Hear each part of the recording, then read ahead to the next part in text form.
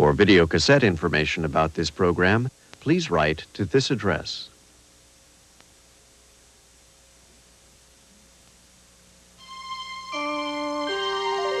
This is PBS. Next time on Frontline, the rise and fall of Fidel Castro. He had reformed a corrupt Cuba. He was the hero of the world. How is this revolutionary hero transformed into the isolated dictator who has brought his country to the edge of ruin? The biggest enemy of Fidel is the dictator Castro. He's doing more damage to himself than all his enemies. The Last Communist, next time on Frontline. For a printed transcript of this or any Frontline program, send $5 to Journal Graphics Incorporated, 1535 Grant Street, Denver, Colorado, 80203. To order by credit card, call 303-831-9000. Acquisition of this program was made possible by Friends of Iowa Public Television. Iowa Public Television. TV worth watching. IPTV. Acquisition of this program was made possible by Friends of Iowa Public Television. And funding for the Iowa broadcast is provided by Luther College in Decorah, Iowa, since 1861, an environment for academic excellence.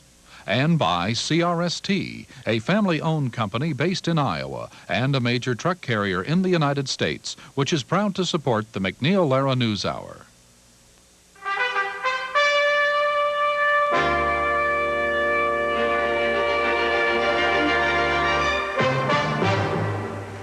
This is the House chamber in the Capitol building in Washington, D.C., where in a few minutes, President Bush will deliver his State of the Union address. Good evening, I'm Jim Lehrer. Welcome to this special edition of the News Hour. For months, Mr. Bush has responded to questions about his plans for economic recovery by saying, stay tuned for his State of the Union address. Well, tonight is the night. He will deliver the speech to a joint session of Congress. That will be followed by the Democratic response to be given by House Speaker Tom Foley. In addition to Mr. Bush and Speaker Foley, David Gergen and Mark Shields are here to provide analysis of what each had to say. Members of Congress, the Cabinet, the Supreme Court, and the Diplomatic Corps have already arrived in the chamber. It will be Mr. Bush's third State of the Union address since he became president. It is expected to include a combination of tax cuts and spending designed to rejuvenate the economy, along with major cuts in the Pentagon budget. In recent days, the president has previewed other aspects of the speech, including more money for the Head Start preschool program and anti-crime and drug legislation. A $1.5 trillion budget plan to pay for the programs he outlines tonight will be released tomorrow. In just a moment, James T. Malloy, the doorkeeper of the House, will announce the arrival of the president. We expect there, you can see there, the door is open for the doorkeeper to come through. And then the president will come in. He will be escorted. There's always a committee to escort him. There he is, Mr. Malloy. Mr. Speaker, the President of the United States.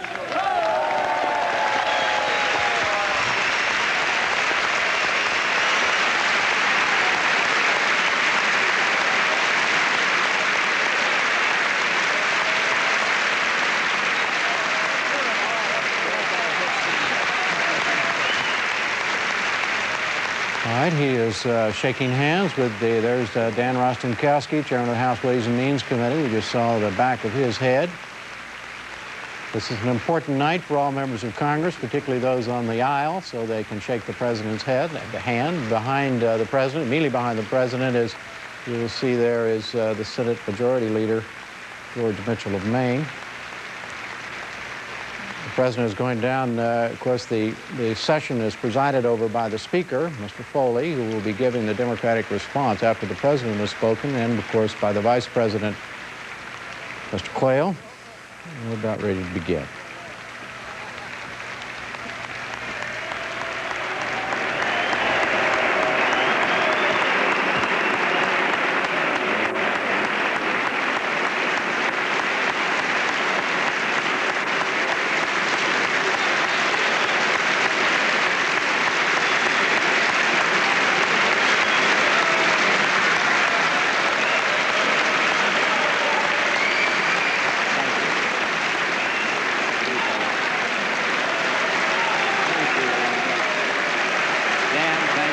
Marty.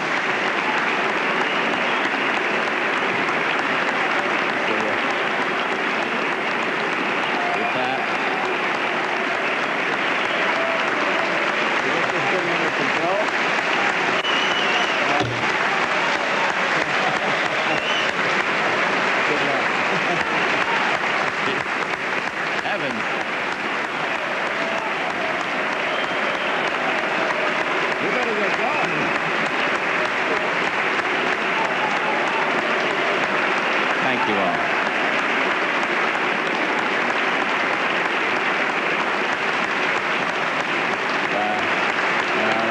Hey, Al. See you guys. Thank you. Hey.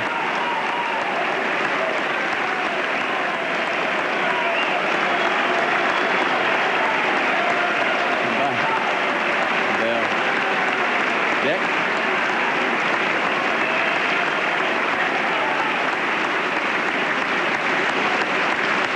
You go to work here?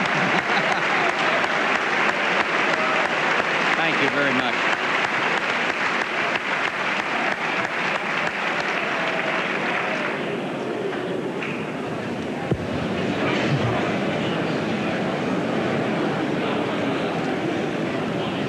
Members of the Congress, I have the high privilege and the distinct honor of presenting to you the President of the United States.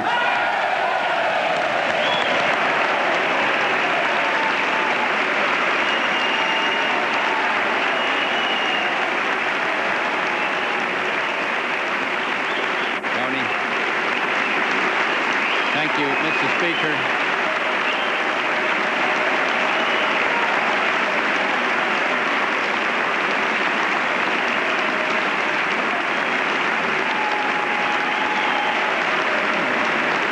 Mr. Speaker,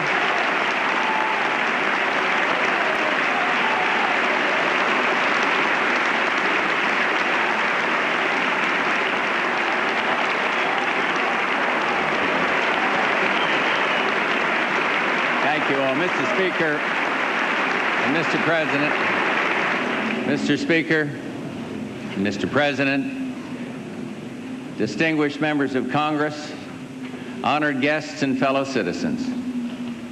Thank you very much for that warm reception. You know, with the big build-up this address has had, I want to make sure it'd be a big hit, but I couldn't convince Barbara to deliver it for me.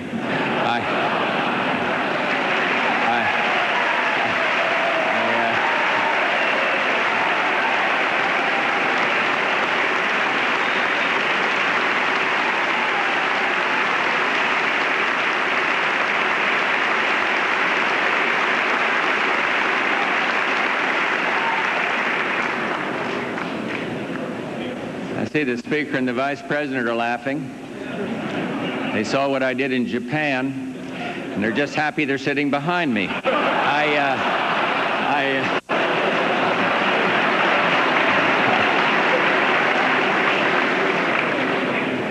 mean to speak tonight of big things, of big changes and the promises they hold, and of some big problems, and how together we can solve them and move our country forward as the undisputed leader of the age.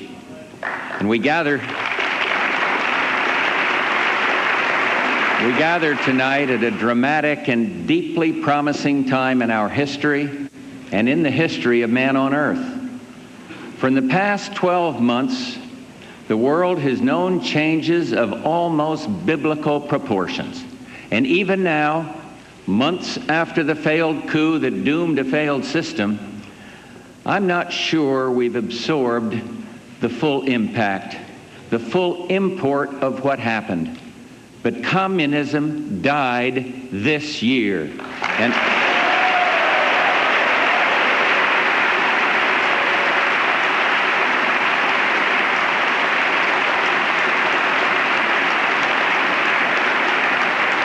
And even as president, with the most fascinating possible vantage point, there were times when I was so busy managing progress and helping to lead change that I didn't always show the joy that was in my heart. But the biggest thing that has happened in the world, in my life, in our lives, is this. By the grace of God, America won the Cold War.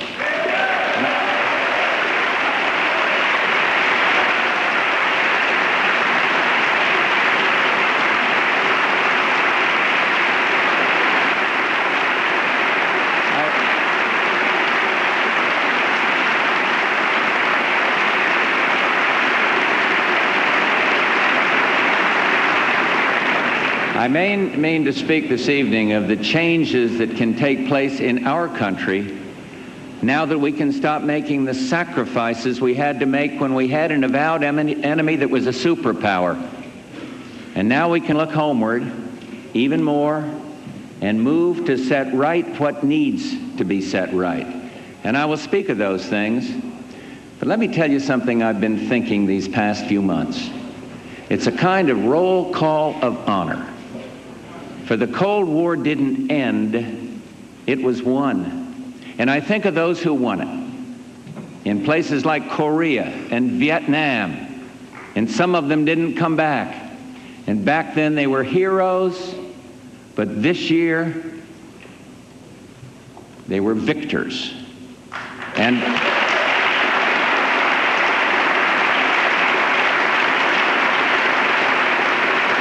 the long roll call, all the G.I. Joes and Janes, all the ones who fought faithfully for freedom, who hit the ground and sucked the dust and knew their share of horror. This may seem frivolous, and I don't mean it so, but it's moving to me how the world saw them. The world saw not only their special valor, but their special style, their rambunctious, optimistic bravery, their do-or-die unity, unhampered by class or race or region. What a group we've put forth for generations now.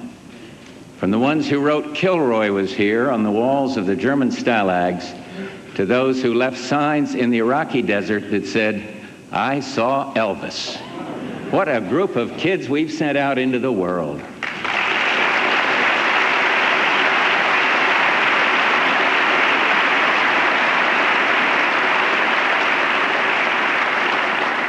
And there's another to be singled out, though it may seem inelegant, and I mean a mass of people called the American taxpayer.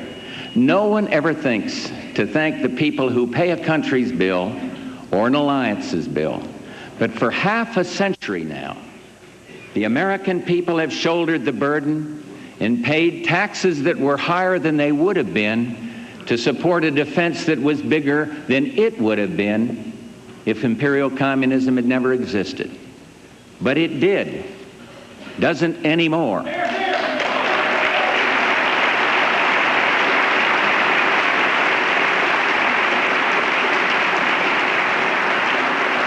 And here's a fact I wouldn't mind the world acknowledging. The American taxpayer bore the brunt of the burden and deserves a hunk of the glory. And so now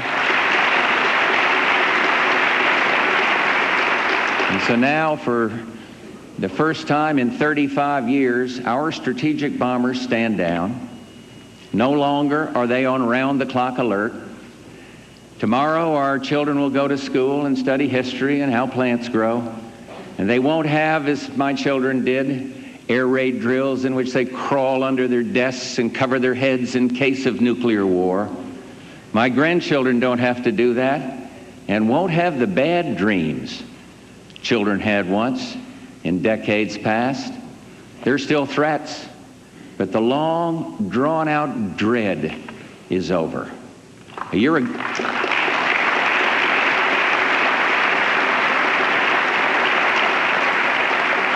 ago tonight, I spoke to you at a moment of high peril.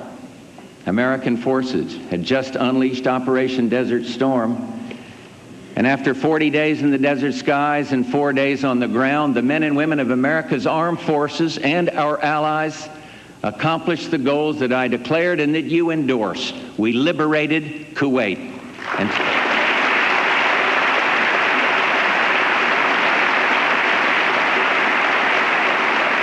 And soon after, the Arab world and Israel sat down to talk seriously and comprehensively about peace an historic first. And soon after that, at Christmas, the last American hostages came home. Our policies were vindicated.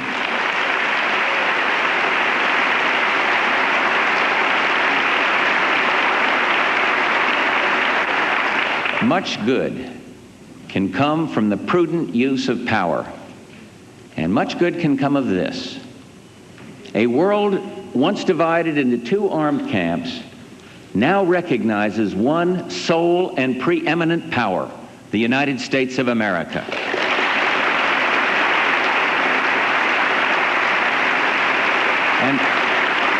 And they regard this with no dread, for the world trusts us with power, and the world is right.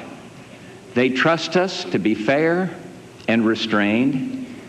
They trust us to be on the side of decency. They trust us to do what's right. And I use those words advisedly.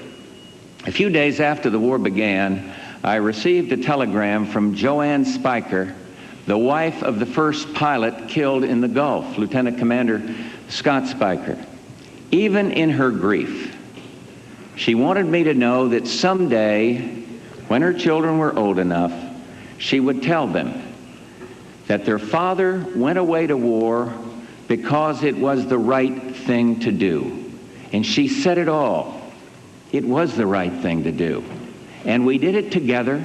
There were honest differences right here in this chamber. But when the war began, you put partisanship aside and we supported our troops. And this is still a time for pride, but this is no time to boast. For problems face us, and we must stand together once again and solve them and not let our country down.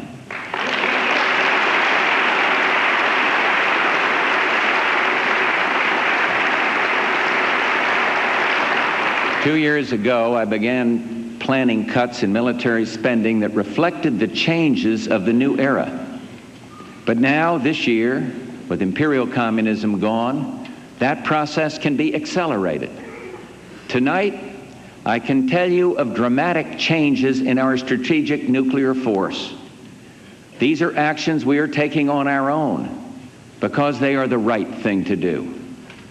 After completing 20 planes, for which we have begun procurement, we will shut down further production of the B-2 bomber.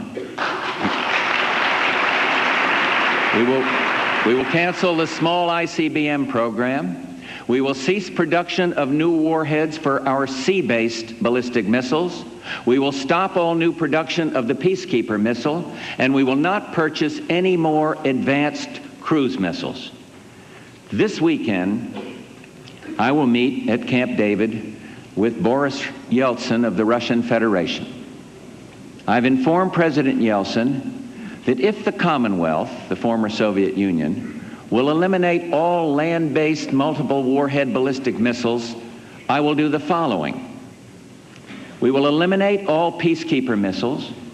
We will reduce the number of warheads on Minuteman missiles to 1 and reduce the number of warheads on our sea-based missiles by about 1/3, and we will convert a substantial portion of our strategic bombers to primarily conventional use.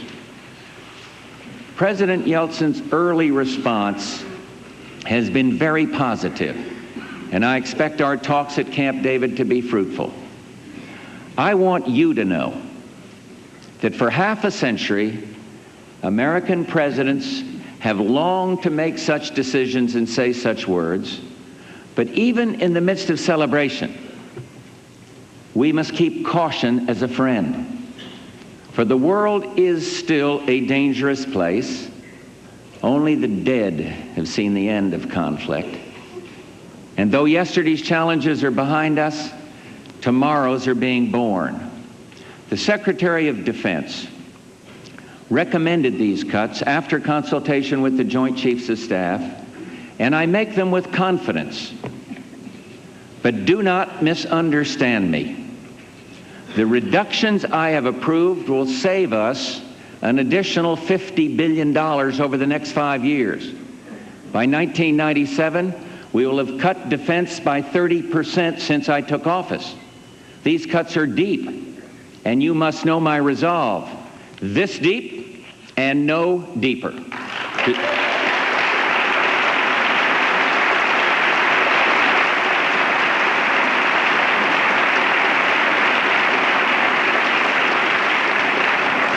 To do less would be insensible to progress, but to do more would be ignorant of history.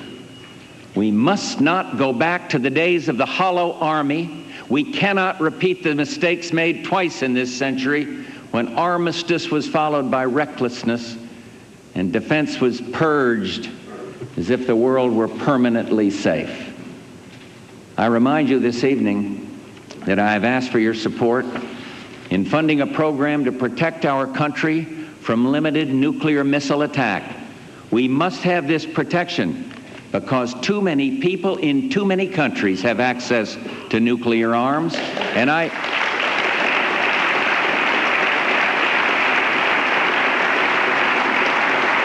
I urge you again to pass the Strategic Defense Initiative, SDI.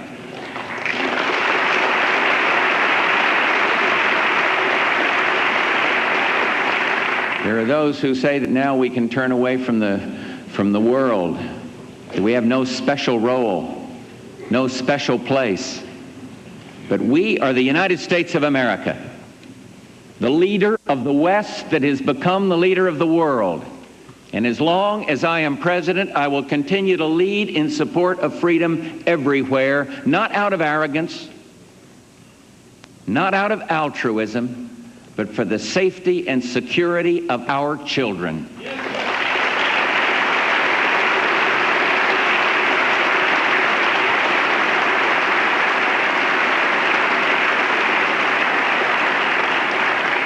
This is a fact.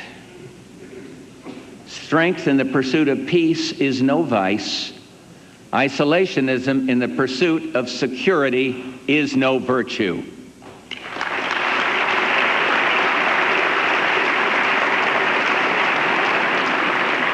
Now to our troubles at home. They're not all economic. The primary problem is our economy. And there's some good signs. Inflation, that thief, is down, and interest rates are down. But unemployment is too high. Some industries are in trouble, and growth is not what it should be.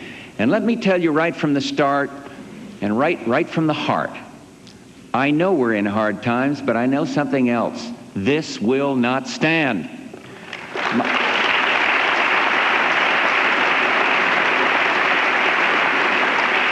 In this chamber, we can bring the same courage and sense of common purpose to the economy that we brought to Desert Storm. And we can defeat hard times together. I believe you'll help. One reason is that you're patriots and you want the best for your country. And I believe that in your hearts you want to put partisanship aside and get the job done because it's the right thing to do.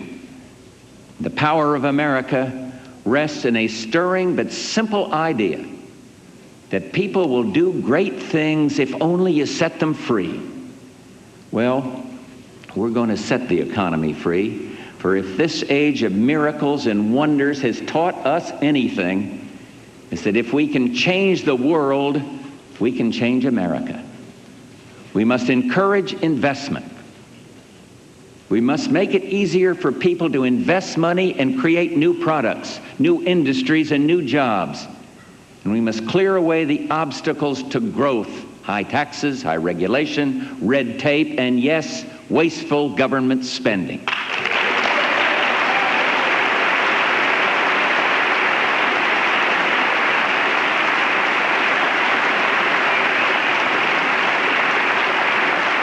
None of this will happen with the snap of the fingers, but it will happen. And the test of a plan isn't whether it's called new or dazzling. The American people aren't impressed by gimmicks. They're smarter on this score than all of us in this room. The only test of a plan is it sound and will it work? We must have a short-term plan to address our immediate needs and heat up the economy. And then we need a longer-term plan to keep combustion going and to guarantee our place in the world economy. There are certain things that a president can do without Congress, and I'm going to do them. I have this evening asked major cabinet departments and federal agencies to institute a 90-day moratorium on any new federal regulations that could hinder growth.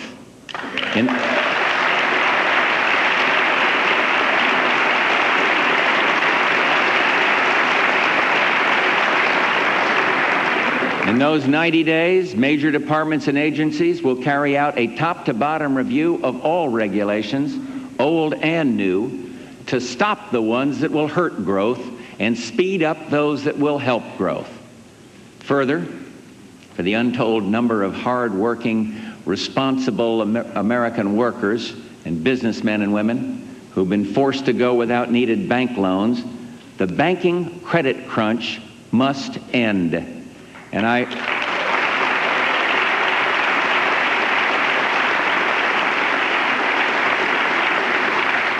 won't neglect my responsibility for sound regulations that serve the public good, but regulatory overkill must be stopped. And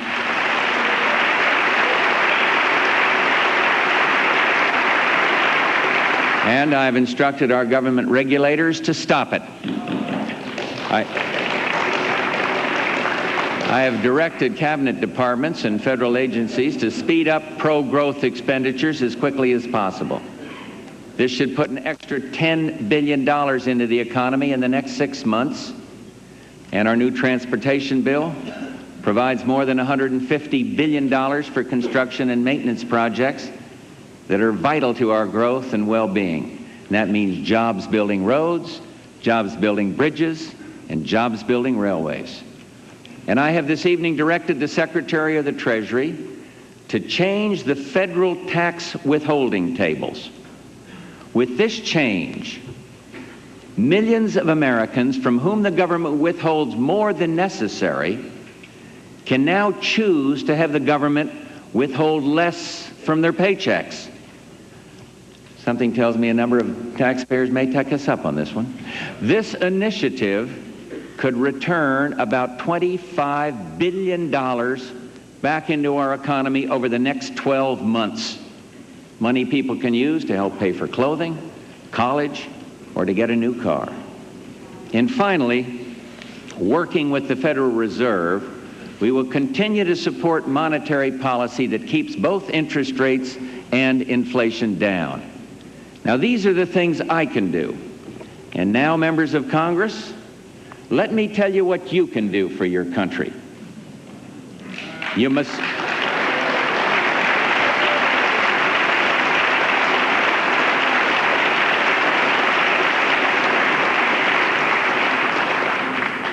pass the other elements of my plan to meet our economic needs. Everyone knows that investment spurs recovery, and I am proposing this evening a change in the alternative minimum tax and the creation of a new 15% investment tax allowance.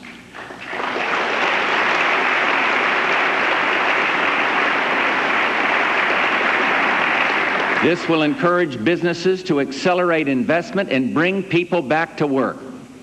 Real estate has led our economy out of almost all the tough times we've ever had. Once building starts, carpenters and plumbers work, people buy homes and take out mortgages. My plan would modify the passive loss rule for active real estate developers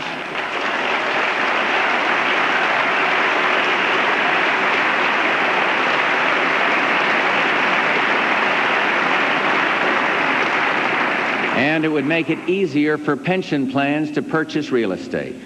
For those Americans who dream of buying a first home, but who can't quite afford it, my plan would allow first-time home buyers to withdraw savings from IRAs without penalty and provide a $5,000 tax credit for the first purchase of that home.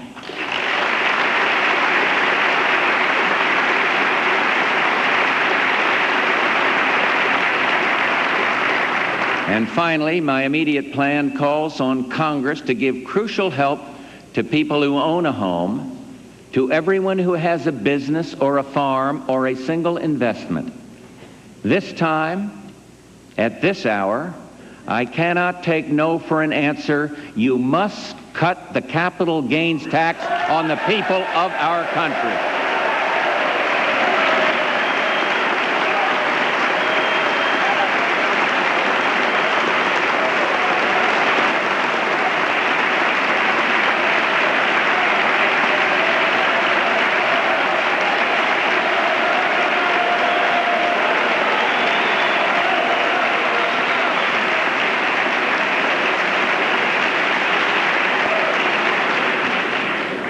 Never has an issue been more demagogued by its opponents. But the demagogues are wrong.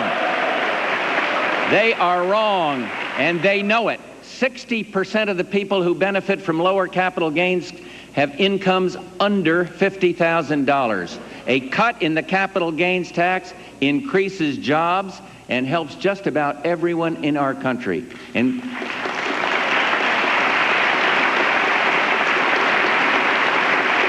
And so I'm asking you to cut the capital gains tax to a maximum of 15.4%.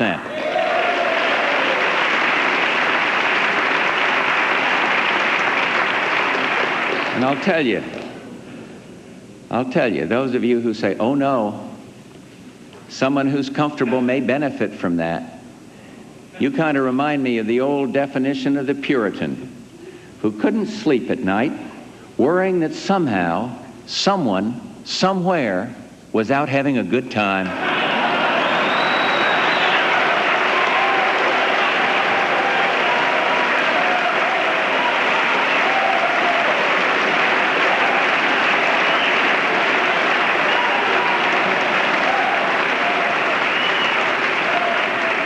The opponents of this measure and those who've authored various so-called soak the rich bills that are floating around this chamber should be reminded of something.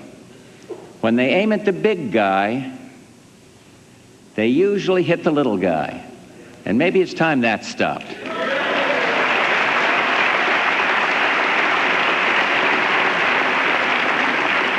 This then is my short-term plan. Your part, members of Congress, requires enactment of these common sense proposals that will have a strong effect on the economy without breaking the budget agreement and without raising tax rates.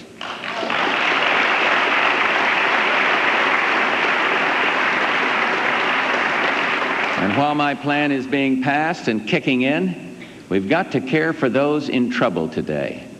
I've provided for up to $4.4 billion in my budget to extend federal unemployment benefits, and I ask for congressional action right away.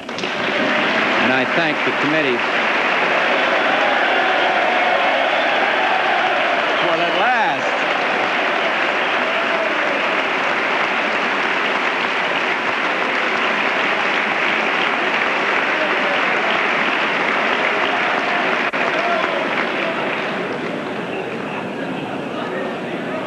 And let's be frank.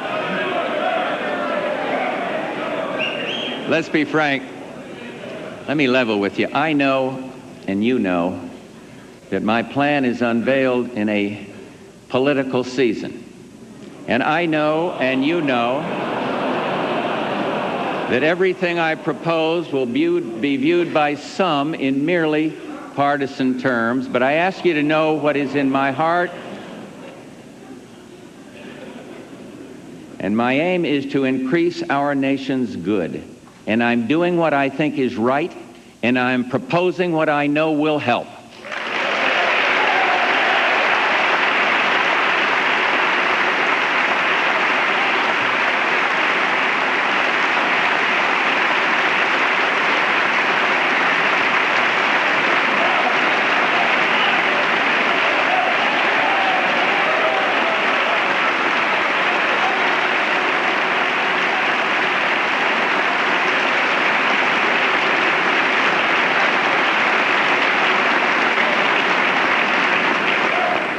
I pride myself that I'm a prudent man, and I believe that patience is a virtue. but I understand that politics is, for some, a game, and that sometimes the game is to stop all progress and then decry the lack of improvement. But let me tell you, far more important than my political future and far more important than yours is the well-being of our country. And members of this chamber,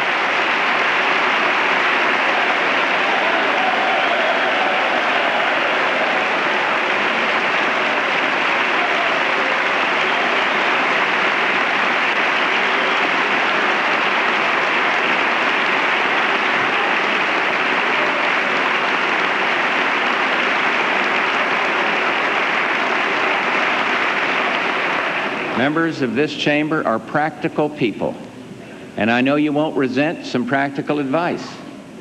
When people put their party's fortunes, whatever the party, whatever side of this aisle, before the public good, they court defeat, not only for their country but for themselves, and they will certainly deserve it. And I submit my plan tomorrow, and I'm asking you to pass it by March 20th. And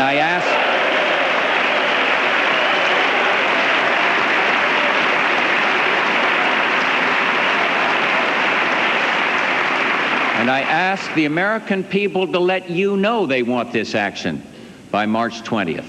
From the day after that, if it must be, the battle is joined. And you know, when principle is at stake, I relish a good fair fight. And I said my plan has two parts, and it does. And it's the second part that is the heart of the matter. For it's not enough to get an immediate burst. We need long-term improvement in our economic position. We all know that the key to our economic future is to ensure that America continues as the economic leader of the world. We have that in our power. Here, then, is my long-term plan to guarantee our future. First, trade. We will work to break down the walls that stop world trade. We will work to open markets everywhere. And in our major trade negotiations, I will continue pushing to eliminate tariffs and subsidies that damage America's farmers and workers.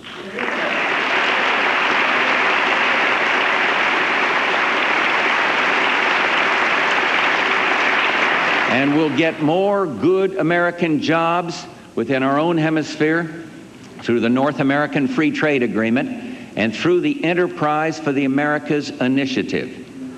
But changes are here, and more are coming.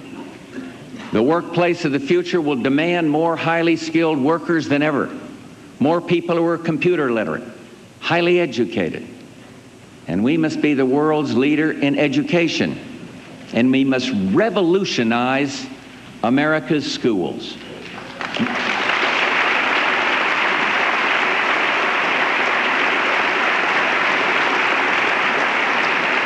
My America 2000 strategy will help us reach that goal.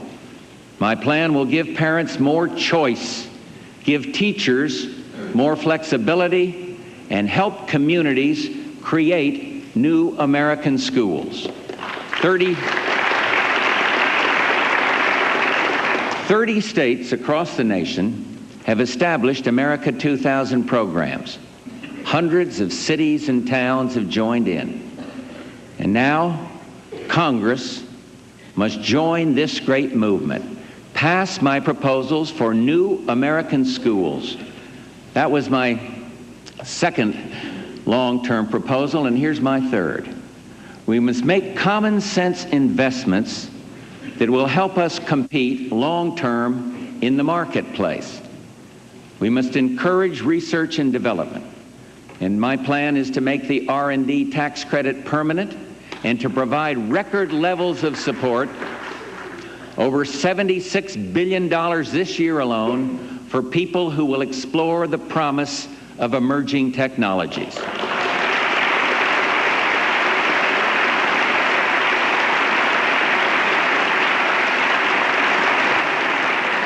And fourth, we must do something about crime and drugs. And it is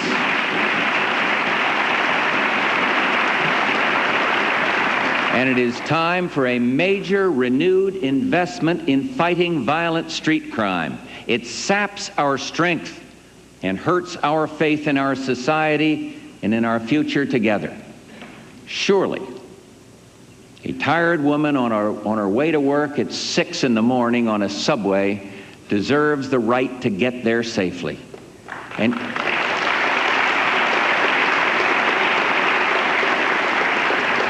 And surely it's true that everyone who changes his or her life because of crime, from those afraid to go out at night to those afraid to walk in the parks they pay for, surely these people have been denied a basic civil right.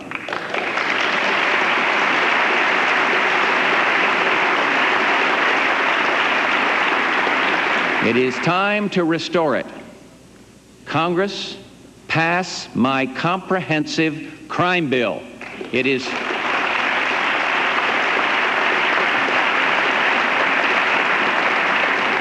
tough on criminals and supportive of police, and it has been languishing in these hallowed halls for years now. Pass it. Help your country.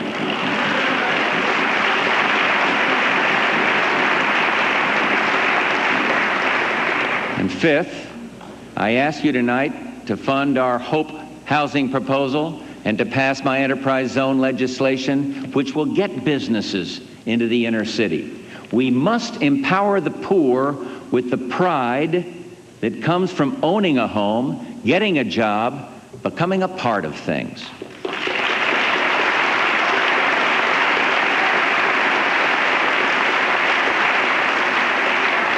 My plan would encourage real estate construction by extending tax incentives for mortgage revenue bonds and low-income housing.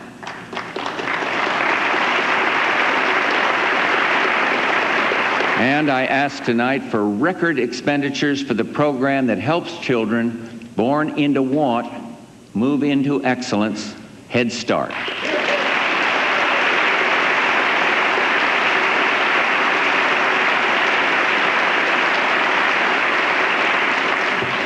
Step 6, we must reform our health care system. For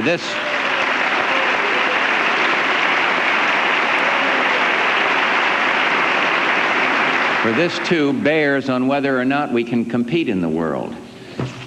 American health costs have been exploding. This year, America will spend over $800 billion on health. And that is expected to grow to $1.6 trillion by the end of the decade. We simply cannot afford this. The cost of health care shows up not only in your family budget, but in the price of everything we buy and everything we sell. When health coverage for a fellow on an assembly line costs thousands of dollars, the cost goes into the products he makes, and you pay the bill. We must make a choice. Now, some pretend we can have it both ways. They call it play or pay, but that expensive approach is unstable. It will mean higher taxes, fewer jobs, and eventually a system under complete government control. Really, there are only two options. And we can move toward a nationalized system, which will restrict patient choice,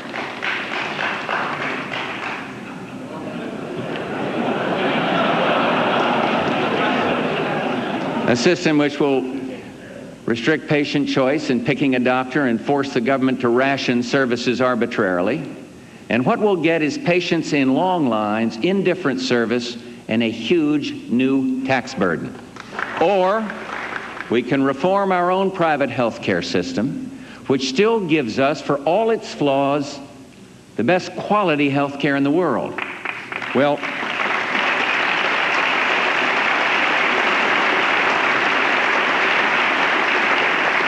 let's build on our strengths.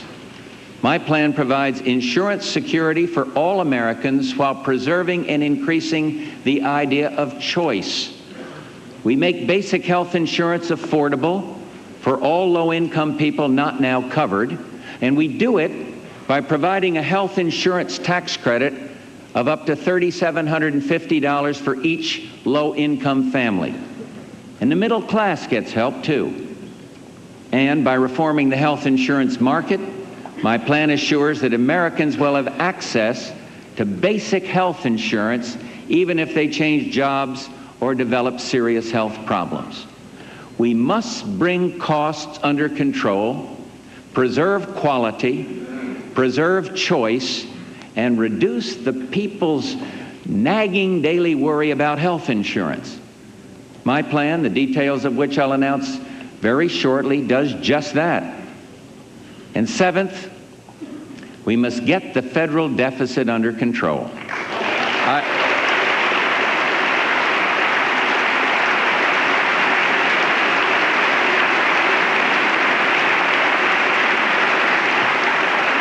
We now have in law enforceable spending caps and a requirement that we pay for the programs we create. There are those in Congress who would ease that discipline now, but I cannot let them do it, and I won't. My plan would freeze all domestic discretionary budget authority, which means no more next year than this year. And I will not tamper with Social Security, but I would put real caps on the growth of uncontrolled spending. And I would also freeze federal domestic government employment.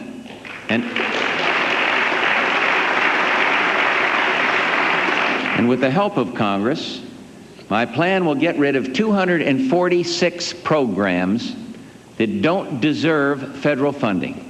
Some of them have noble titles, but none of them is indispensable. We can get rid of each and every one of them. You know, it's time we rediscovered a home truth the American people have never forgotten. This government is too big and spends too much.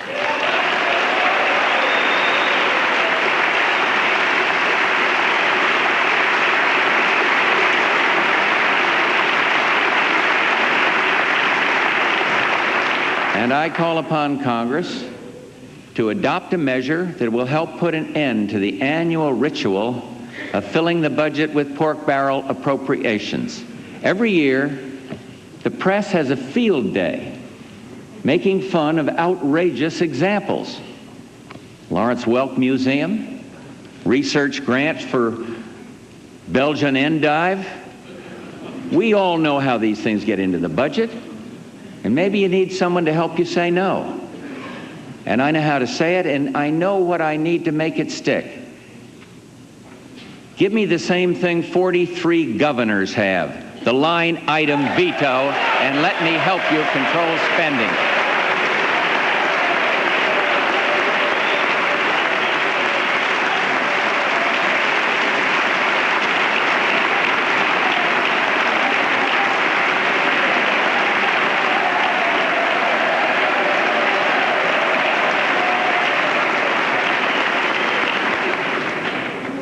We must put an end to unfinanced federal government mandates. These are the requirements Congress puts on our cities, counties, and states without supplying the money. And if Congress passes a mandate, it should be forced to pay for it and balance the costs with savings elsewhere. After all, a mandate just increases someone else's burden. And that means higher taxes at the state and local level. Step 8. Congress should enact the bold reform proposals that are still awaiting congressional action. Bank reform, civil justice reform, tort reform, and my national energy strategy.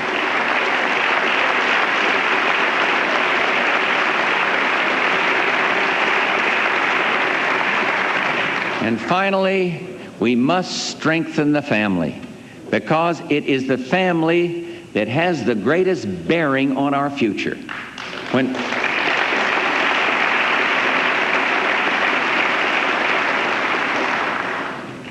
When Barbara holds an AIDS baby in her arms and reads to children, she's saying to every person in this country, family matters. And I'm announcing tonight a new commission on America's urban families. I've asked Missouri's Governor John Ashcroft to be chairman, former Dallas Mayor Annette Strauss to be co-chair. You know, I had mayors, the leading mayors from the League of Cities in the other day at the White House, and they told me something striking.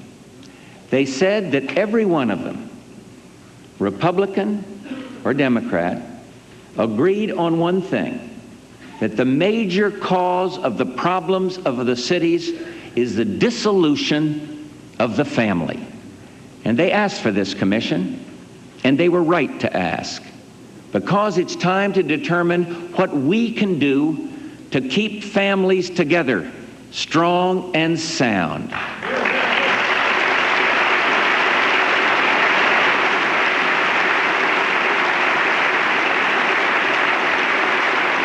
And there's one thing we can do right away: ease the burden of rearing a child. I ask you tonight to raise the personal exemption by $500 per child for every family.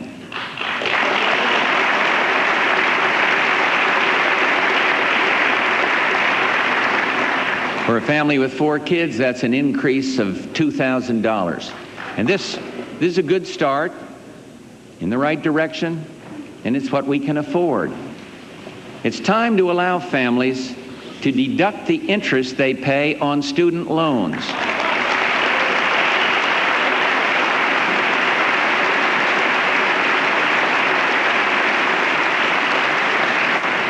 And I'm asking you to do just that, and I'm asking you to allow people to use money from their IRAs to pay medical and education expenses, all without penalties.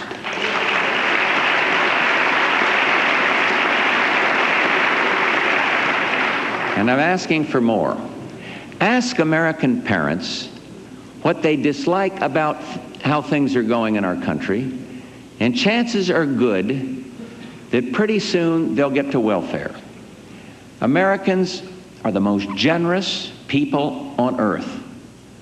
But we have to go back to the insight of Franklin Roosevelt, who, when he spoke of what became the welfare program, warned that it must not become a narcotic and a subtle destroyer of the spirit. Welfare was never meant to be a lifestyle. It was never meant to be a habit. It was never supposed to be passed from generation to generation like a legacy. It's time to replace the assumptions of the welfare state and help reform the welfare system.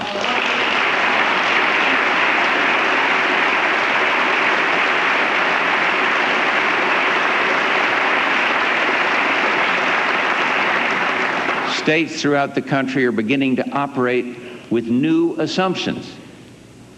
That when able-bodied people receive government assistance, they have responsibilities to the taxpayer, a responsibility to seek work, education, or job training, a responsibility to get their lives in order, a responsibility to hold their families together and refrain from having children out of wedlock, and a responsibility to obey the law. We are going to help this movement. Often, state reform requires waiving certain federal regulations. I will act to make that process easier and quicker for every state that asks for our help. And I want to add, as we make these changes, we work together to improve this system, that our intention is not scapegoating or finger pointing. If you read the papers or watch TV, you know there's been a rise these days in a certain kind of ugliness, racist comments, anti-Semitism, an increased sense of division. Really, this is not us. This is not who we are. And this is not acceptable.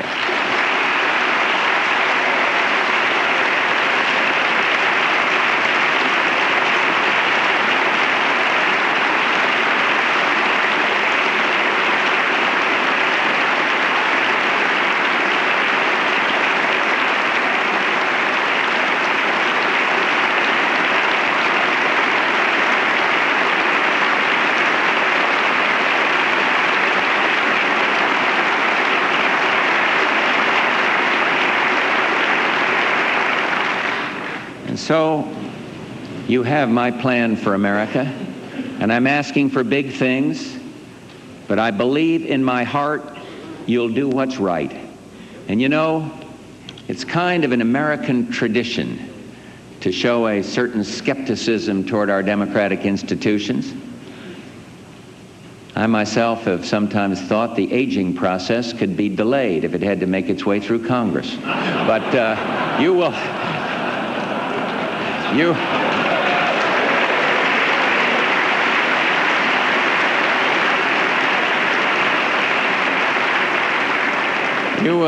deliberate and you will discuss, and that is fine. But my friends, the people cannot wait. They need help now. And there's a mood among us. People are worried. There's been talk of decline. Someone even said our workers are lazy and uninspired. And I thought, really?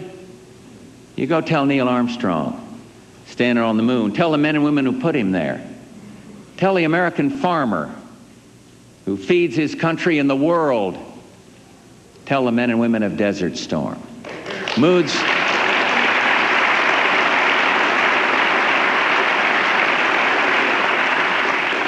Moods come and go, but greatness endures.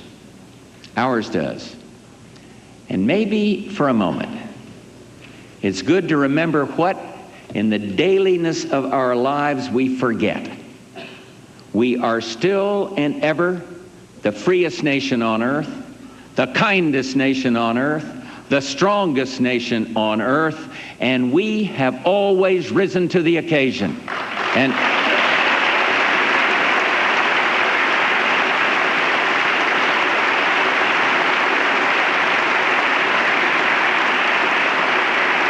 we are going to lift this nation out of hard times inch by inch and day by day, and those who would stop us had better step aside, because I look at hard times and I make this vow: this will not stand.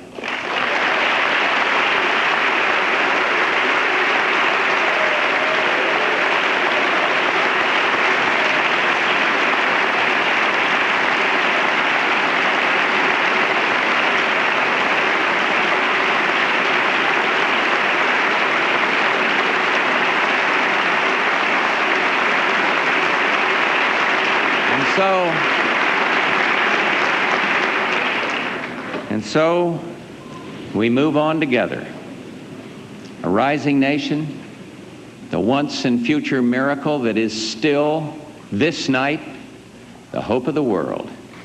Thank you, God bless you, and God bless our beloved country. Thank you very, very much. Thank you.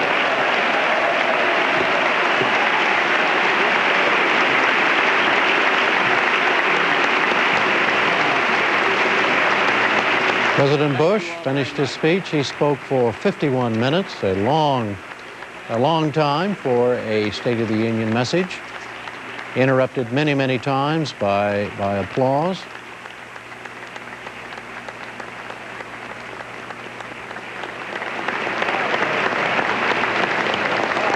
There he's shaking hands with the members of the Joint Chiefs of Staff. Senator Winsky, the Secretary of Veteran Affairs, Senator Dole, Senator Mitchell, following him out. Senator Robb. Going to be a quick exit, clearly. Sometimes these go quickly, sometimes they go slowly. This is a quick one. He came in quickly, and he's leaving very quickly. There's Congressman Scheuer of New York, Democrat.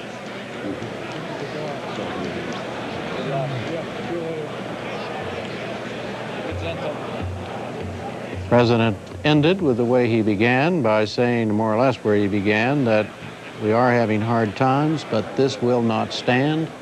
He said it twice at the beginning of his speech and again at the end.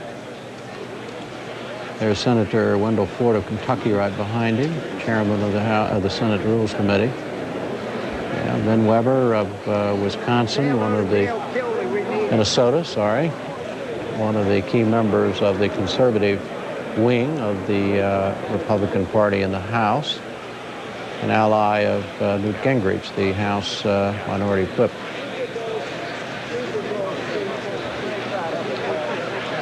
There was a lot of,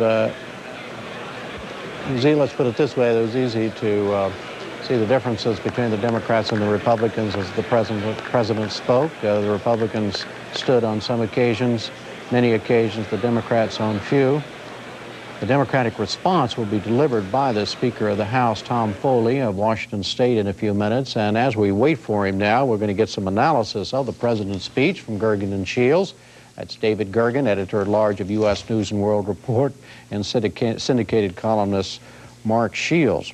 Do I overstate this, David, that there was some remarkable demonstrations of partisanship in this, both in what the president said and the response from the members? I think we saw the opening of what's going to be a very partisan year. The Republicans stood and cheered lustily when the president called for a capital gains cut, and indeed the proposal this year is bigger and stronger than the one he proposed last year. He wants to bring the rate down lower than one he's been calling for in the past. At the same time, the Democrats are immediately on their feet, cheering lustily when the president called for an extension of unemployment benefits, something in the past, of course, the president was reluctant to sign on to it. He had to be persuaded the last time around to sign on to that proposal. Mark, what did you think about that? Well, the magic moment of the speech as far as partisanship was when the president, in a rhetorical flourish, talking about the medical cost tripled for the families in this country since 1980, the average family's cost for expenses for medical care, and he was talking about the options that are available. And he said there are only two options. We can move toward a nationalized system, which will restrict patient, at which point the Democrats, a number of the Democrats started cheering. And of course, he was setting this up as the straw man to be knocked down. Right. So the partisan juices were... there was more than, for the first time in my memory, there was more than applause involved. I mean, people actually yelled things out. Yeah. And a couple of times you could tell the president was a little bit annoyed, at, particularly on this question of the extending unemployment benefits. But to the speech generally, David, how would you characterize it? Well, I did think that it was almost like watching the British Parliament, you know, where they cheered back and forth. Yeah. I felt, Jim, that you have to say that the speech was very comprehensive. It was solid. It was prudent. It was a lot of the kind of adjectives we often in the past associated with George Bush. At the same time, it was not bold. It was not decisive. It was not visionary. And I'm not sure whether it will have solved all the president's political or economic problems. The surprise in the speech, for instance, the news surprise, and the biggest package of stimulus he's now putting forward for the economy for the next year is to change the withholding rates. Essentially, instead of people over withholding during the tax year, he would give the money back to you in this coming year during the year of 1992, and that would pump about $25 billion, the White House estimates, into the economy in 1992.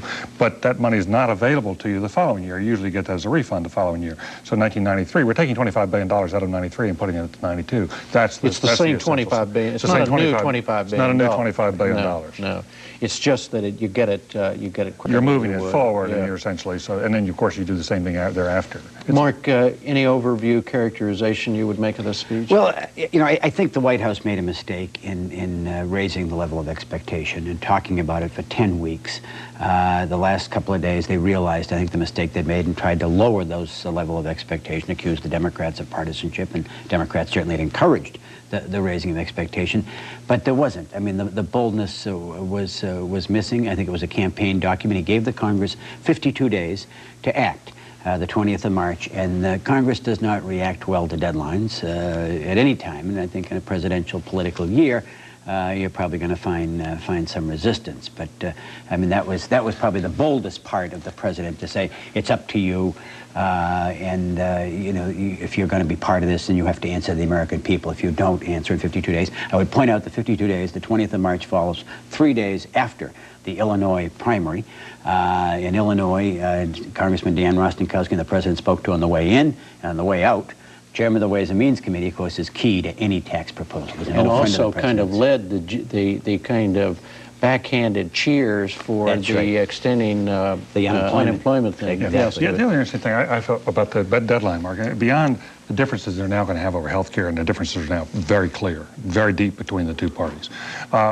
the Democrats want a middle-class tax cut. They think that's the heart of their economic program. The president did not include the middle-class tax cut within the 52-day deadline. What he put within there was capital gains. He put something for housing, first-time homeowners, passive losses for real estate industry. That's his short-term program.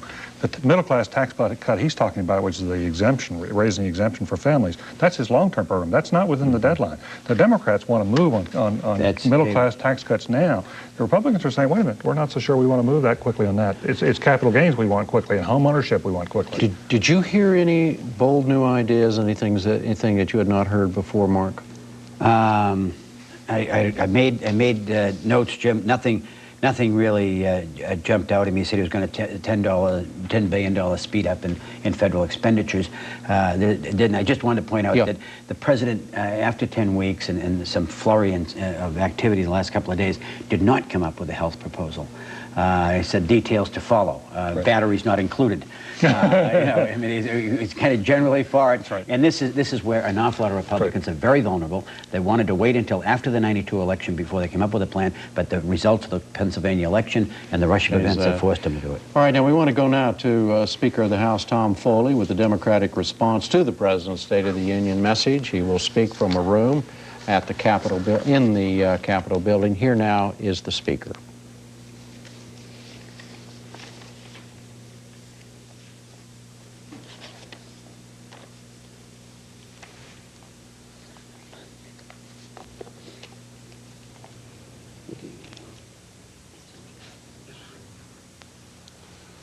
My fellow Americans, tonight I speak for the Democratic Party, but I also speak for working families and the middle class, for those who worked hard to move ahead, but now find themselves falling behind, for so many of strength and spirit and skill, who watch with increasing uncertainty as so many of their hopes have been threatened. This should be America's high noon, but instead, after winning both the war in the Persian Gulf a year ago and the historic struggle of the last half-century against communism, we face an ominous, persistent recession which reminds us anew of President Kennedy's warning that this nation cannot be strong abroad if it is weak at home.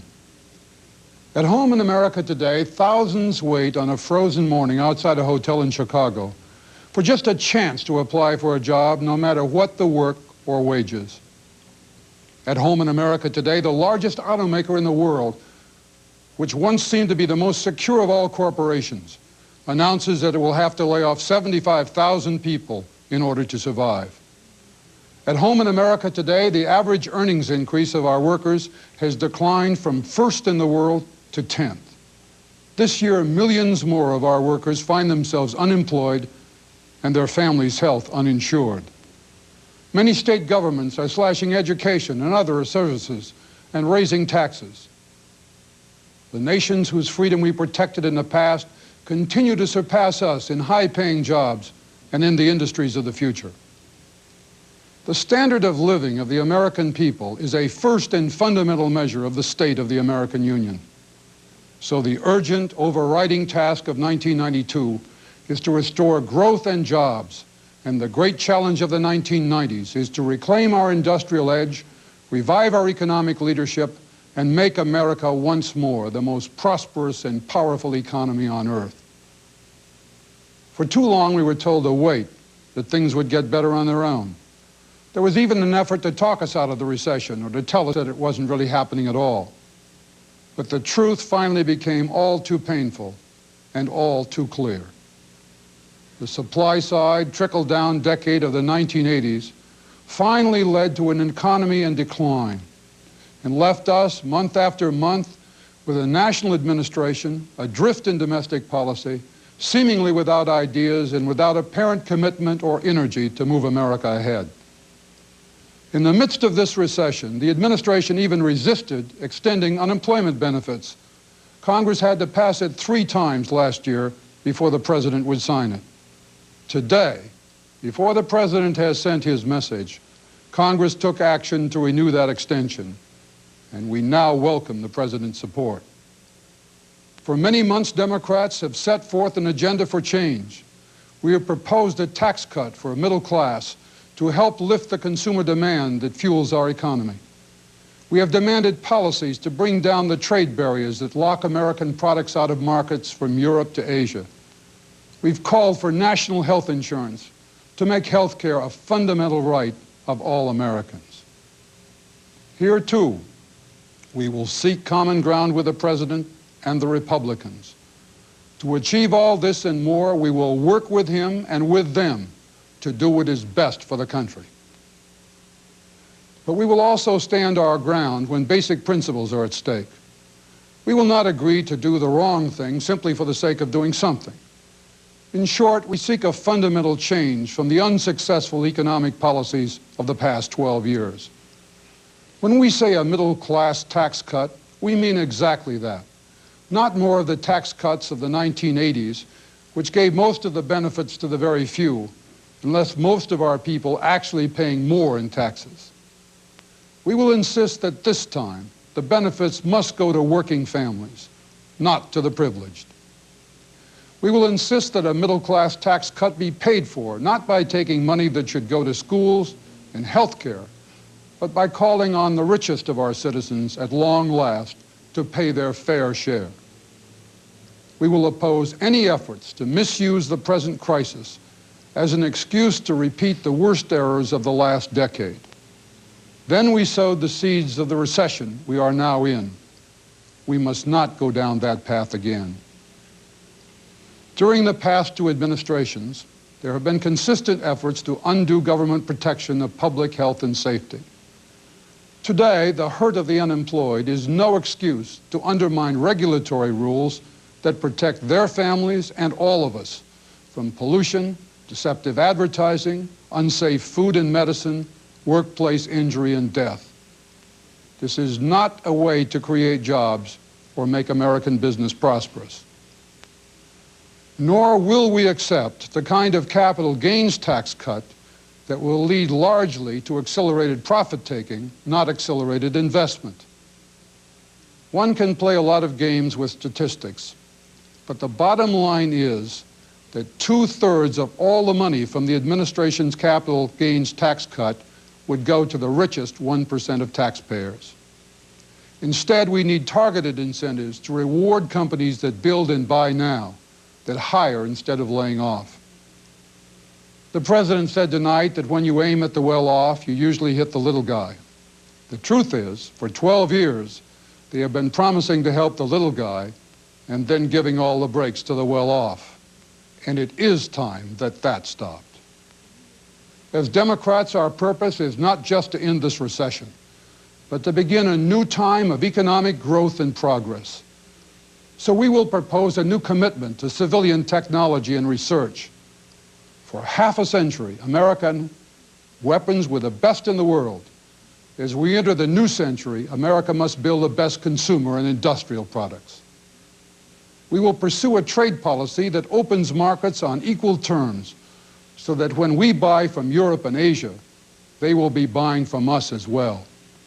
We will demand far-reaching changes in education and training so that our students will be the first, not the last, among the industrial nations in science and math. And so our workers will have the skills and the chance to compete successfully with anyone, anywhere. We will also fight for fundamental change in the area of health care. Today, millions of Americans have no health insurance at all, and even those who do have no assurance that they are safe. People worry that if they get sick, their coverage will be canceled. Premiums and out-of-pocket costs continue to multiply.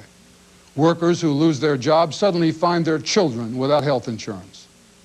This issue will be a test of our national character. Few Americans realize that the United States and South Africa are the only economically advanced nations that do not guarantee the health care of their people. We will fight to change that in this Congress and in the next one, as long as it takes, because lives and health are at stake, and so is the financial health of America's families. It is not enough to make minor changes, to tinker with the edges while tolerating basic flaws. We want to replace the status quo, not protect it. We want to help the middle-class family, not tax its health care benefits. It is time for national health insurance. It is time to cover every American. It is time to control costs.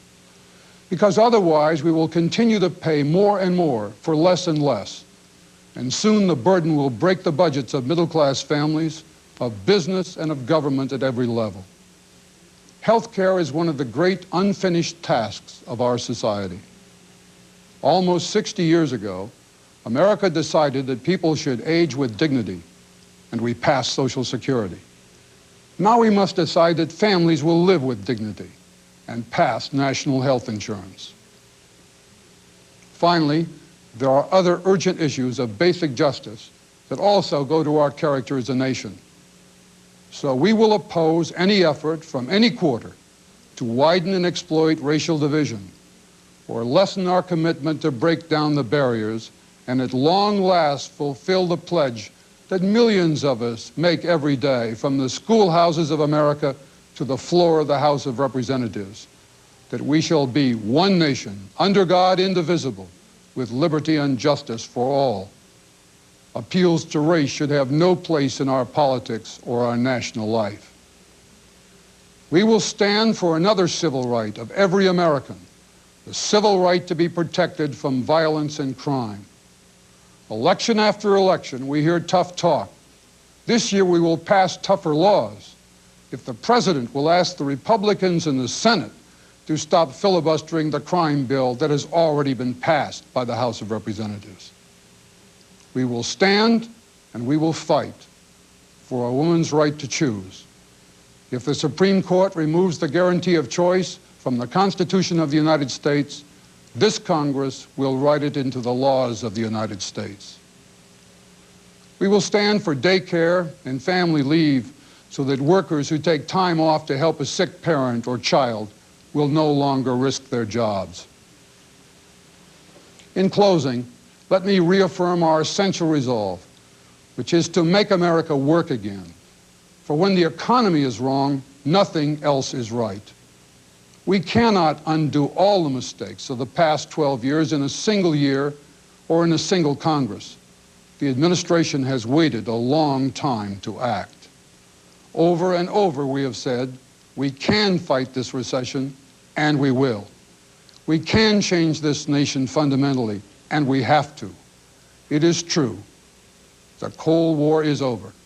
The old world is past. The old ways of thinking and leading will not do. It is time now to turn our attention to our own land and to our own people, to rebuild its economic strength and standard of life, to master the very different challenges of this new era. Only a few times have Americans stood at so decisive a turning point. Now, with all of us working together, let's get this nation moving again. And there, House Speaker Tom Foley delivering the Democratic response to President Bush's State of the Union address. The President spoke for 51 minutes. Speaker Foley spoke for 11 and a half minutes. We are joined again, or we rejoin again, I should say, David Gergen and Mark Shields. David Gergen of U.S. News and World Report, Mark Shields of syndicated column fame. Let's talk about Mr. Foley and work back. How did he respond? How would you characterize his response to the President? I think it's a continuation of what we saw in the Bush speech, the President's speech, and that is both parties are now coming out very strongly on what they see as their fundamental principles and their fundamental strengths. You mentioned, Jim, a while ago, the refrain in the President's speech, "This will not stand." Mm-hmm. Now, that was, of course, his line against Saddam Hussein's invasion, and now he's using it. That's his strength that he's bringing to the economy. Here the Democrats come along and say, Tom Foley says, we want a fundamental change from the policies of the last 12 years. And then, of course, in an echo of John Kennedy, let's get this country moving again. The refrain from the 1960s. The Democrats are turning to their strengths. It's very striking. I think it suggests we're going to have a lot of struggles here in Washington. Perhaps we'll get some modest agreement on some areas, but there are major areas of disagreement, and both parties want to push those to the hilt. Mark? I agree that the recession will not stand. I think that whatever spirit of bipartisanship that was supposed to permeate the evening was brief. I thought the Speaker Foley, who's not known as a combatant in the political wars, was quite aggressive in responding to the president. I mean, he went immediately attacked the president's proposal on capital gains again, where the Democrats had 2/3 of the benefits, he said, would go to the richest 1%. The president, by contrast, had emphasized the number of beneficiaries under his proposal. And the president said anybody who said what Foley just said was a demagogue. That's exactly right. And so we Take that. That's right. Was So he we right? had no, of course he wasn't. What we had was the president's fear that the poor were going to plunder the rich, and Foley responded with "Let's soak the rich." I mean, and about as subtle as a garlic sandwich. I thought. I mean, I thought he really. It's just stunning. There are 5 areas that I saw that where Foley just laid down this is where we are, just the opposite of where the middle class tax cut, which the president did not mention. The capital gains thing, where he, as you just said, Mark, he just drew a line in the sand.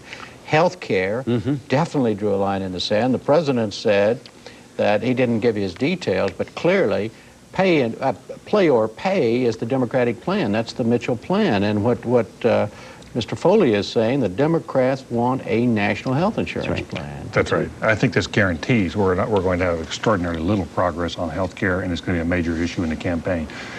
The people are going to be asked to vote Democratic if you like the pay or play approach, or if you prefer the private initiative approach of the president, then vote Republican. Let me quickly explain what play or pay is. That requires businesses to participate to have health insurance for their employees or contribute to a fund and the government will provide it, is what it boils down to. One way or another. That means everybody who works for a living, at least, has health insurance, and under that plan there would be a fund that would provide for those who do not. But the Republican argument that the president was asserting tonight is play or pay is not a stable system. Ultimately, it leads to a nationalized health care system. It's a government-run health care system. And Foley was suggesting that. Well, the Democrats who support play or pay, in fact, we did a major piece on it on the NewsHour a couple of weeks ago. They say, yes, sir, that's exactly right. That's where it leads, because that's where they want it to lead. And I don't know a Republican strategist who thinks that if the health care is the central issue of the 1992 campaign, then it's going to serve the Republicans, because the American people, by a margin of 3-4 to 1, believe the Democrats are better on the question of health care than are the Republicans. So the Republicans. But isn't the key to it, Mark, though, the Democrats, it's not enough just to say, okay, everybody should have health care or health insurance. They got to come up with a way to hold the cost down. That's exactly right. That's absolutely. It's the price tag market. But then you're fighting a price tag war. I mean, but there's also a question: do you want the same people who've run the post office for so many years so well and run the welfare system so long now to take over a healthcare system that has served a good deal of the country pretty well? It's going to be a sharp argument. But I think it's one where the Republicans would agree that they would prefer not to be. It's like where the defense argument has been in the past. I mean, the other issue, Jim, that he raised was abortion. I mean, which had not come up at all in the president's speech, and Speaker Foley said we will fight for a woman's right to choose, I think was the way, and then added daycare instead of child care, and family leave, 2 more programs where the president had vetoed, expressed a willingness to veto in the past. David, the lines in the sand and the confrontation that seems to emerge from this tonight, doesn't it come through rather loud and clear? The president says, I want Congress to enact everything that I just proposed by March the 20th. The Speaker of the House of Representatives comes on and says, forget it. You know, we've been waiting on you, Mr. President. You know, in fact, he stuck from his text that was released ahead of time. There were a couple of little digs in there about the president get the Republicans on the crime bill, all these kinds of things. It seems to me like nothing's going to happen. Well, I think the single sharpest impression to emerge from the evening is that this is a year of confrontation. I would suggest that the president is probably going to be able to get the Democrats to agree with him on some economic measures. I think it's very dangerous for the Democrats to go home in an election year if they are put in the position of having balked or refused to cooperate with the president. The president could then blame them for if the recession continues. He can make it their recession instead of his recession, et cetera. So I think there'll be some agreement on modest proposals, but on the larger issues, the long-term future of the country economically, this question of abortion, this question of health care, I think you're absolutely right. I think we have lines in the sand. It's very clear that now these are going to be thrust into the election cauldron. Is it possible, Mark, that the Democrats might just ignore what the president has said and just quickly pass their own plan? I mean, with their middle class, just go through their own thing and force him to veto it? Well, I think that is a long-range Democratic strategy, that they'd like to, on things such as child care, family leave, proposals of that nature, to pass them, put them on the president's desk, and force him to veto it. But I think as far as the initial tax plan, I don't see them do that. I think there will be at least the appearance of working it out, of listening. The one point that we didn't mention, and I think the president, where he did make some real news, was he's talking about major cuts in defense spending, $50 billion. That's what he's holding out. That's over 5 years. That's right, to cut to finance the cuts. But he did go specific arms projects and eliminated them, froze them. But just for perspective, Senator Mitchell has a proposal on the table for $100 billion That's right. in 5 years. Senator Kennedy has a proposal that cuts $210 billion over 7 years. There's just one other little political thing. I mean, Tom Foley was talking about it's time to come home, America. I mean, there was echoes of nationalism / isolationism, however you want to look at it. The president had one line in his speech: isolation in the pursuit of security is no virtue. Now, if there was one line that was inserted for the New Hampshire primary, and to encounter and rebut his opponent and adversary up there, Patrick J. Buchanan, who was running on America First slogan and theme, that was it. So, David, let me ask you this finally. We're sitting here in Washington. We listen to it from our perspective here in Washington. Would you think that a kind of nonpartisan American interested in getting out of the recession, getting some feeling that something was going to get done, would have gotten up from the chair tonight after listening to the president and the response he received from the Congress, and then the specific response from the Speaker, and say, okay, they got the message and things are going to get done? I doubt it. I think that people will be pleased. I imagine the Denver group that Judy Woodruff's been talking to tonight will say, I'm really pleased the president talked about the credit crunch, or I'm really pleased that Speaker Foley talked about health care. But I think they're then going to wait and see. They're going to be sort of holding their breath to see if anything happens. Can I add one footnote to that? Quickly. Yeah, I think the big winner tonight was Dick Cheney. The president's defense cuts are not very deep. Tom Foley didn't talk about defense. I'm amazed that the two parties aren't going deeper into defense. Yeah. Mark? Overview, do you think that what the message of these two speeches and the response sent out there tonight? I don't think it was very big picture. I mean, I don't think that the sense that America, that our economic destiny was beyond our control, it slipped beyond our control, that our fate, fortune, and future economically, I don't think there was a sense tonight that we came away feeling that was being addressed. I agree with that. All right. Mark, David, thank you. We will be back tomorrow night at our regular time with full analysis of tonight's speech that includes a group of people who were with Judy Woodruff tonight in Denver, Colorado. Listen to the speech. We'll have their response, among others. And until then, I'm Jim Lehrer. Thank you and good night. Part of helping the world live and communicate better is keeping it well informed. That's why funding for the MacNeil Lehrer News Hour is provided by AT&T. And by PepsiCo.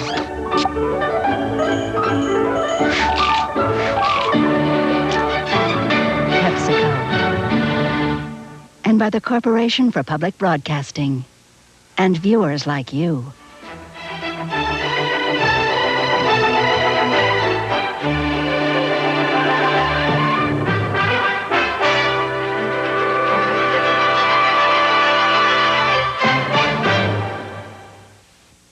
Video cassettes of the MacNeil Lehrer News Hour are available from PBS Video. Call 1-800-328-PBS-1.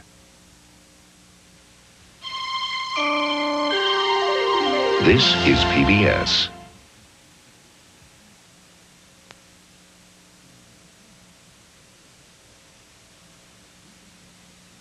Acquisition of this program was made possible by Friends of Iowa Public Television. And funding for the Iowa broadcast is provided by Luther College in Decorah, Iowa, since 1861, an environment for academic excellence. And by CRS.